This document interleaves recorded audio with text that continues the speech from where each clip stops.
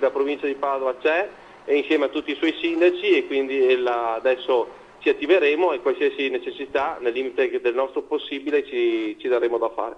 Sindaci padovani in aiuto dei colleghi veneziani.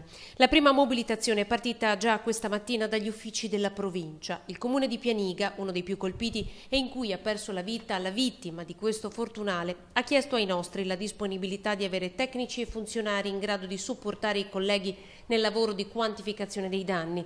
Geometri, architetti, ingegneri, c'è bisogno di tutto.